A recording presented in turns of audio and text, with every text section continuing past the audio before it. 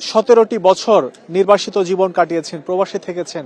সেই প্রবাসে থাকা অবস্থায় কিন্তু তিনি বসেছিলেন না, বিএনপির মতো একটি বৃহৎ দলের নেতৃত্ব দিয়েছেন। তিনটি নির্বাচন অতিবাহিত হয়েছে এই সময়ের মধ্যে। আওয়ামী শাসন আমলে নানা জুলুম নির্যাতন সহ্য করতে হয়েছে বিএনপি নেতাকর্মীদের। শুধু বিএনপি নেতাকর্মী নয়, বিএনপির চেয়ারপারসন বেগম খালেদা জিয়া, তাকেও কারাগারে যেতে হয়েছে। বিএনপির বক্তব্য হচ্ছে রাজনৈতিক উদ্দেশ্য প্রণোদিতভাবে খালেদা জিয়ার নামে মামলা দেওয়া হয়েছিল। সেই মামলায় তাকে 2 বছরের বেশি সময় কারাগারে থাকতে হয়েছে।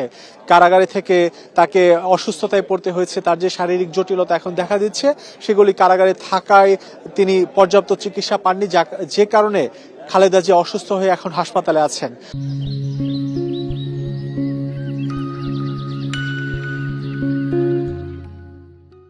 আজকে তারেক রহমান এমন একটি সময় আসছেন যে সময়ে তারেক রহমানের মা বিএনপি চেয়ারপারসন বেগম খালেদা জিয়া সিসিউতে চিকিৎসাধীন আছেন। যদিও কয়েকদিন আগেও বেগম জিয়া খুবই সংকটাপন্ন অবস্থায় ছিলেন।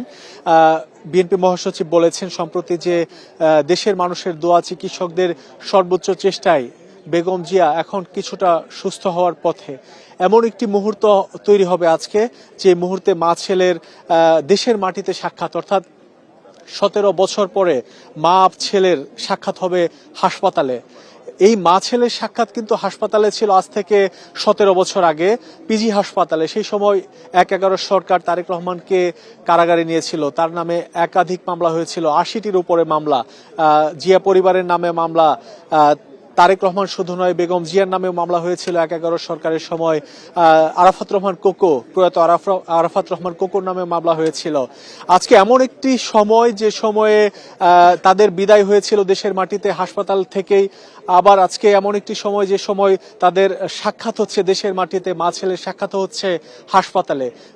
এই সময়টি খুবই নির্মম বলা চলে, আবার খুবই আর আবেগঘন সময়ও বলা চলে। কারণ বেগম জিয়া কারাগারে ছিলেন 1/11 সরকারের সময়।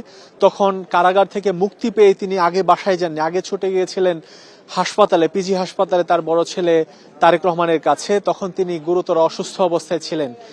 1/11 সরকার তাকে কারাগারে যে নিয়েছিলেন, তখন নির্যাতন করা হয়েছিল, রিমান্ডে তার উপর অমানবিক নির্যাতন করা হয়েছিল বলে তিনি আদালতে জানিয়েছিলেন, বিভিন্ন মাধ্যমে জানিয়েছিলেন। তিনি যে বিষয়টি বলেছিলেন যে তাকে দিনের 24 ঘন্টার মধ্যে রাত দিনের 18 ঘন্টায় তাকে চোখ বেঁধে নির্যাতন করা হতো, এমনটি অভিযোগ করেছিলেন তারেক রহমান।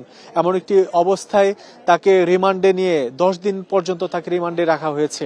রিমান্ডে নিয়ে ওপরের তলা থেকে নিচে ফেলে দেওয়ার মতো ঘটনা ঘটেছে, যেটি তারেক রহমান আদালতেও বলেছিলেন। এবং তার পাঁজরের হাড় ভেঙে গিয়েছিল, মেরুদণ্ড ক্ষতিগ্রস্ত হয়েছিল, কিডনি ক্ষতিগ্রস্ত হয়েছিল, যার প্রেক্ষিতে এমন একটি পরিস্থিতিতে তাকে 1/11 সরকার বিদেশ যেতে বাধ্য করে।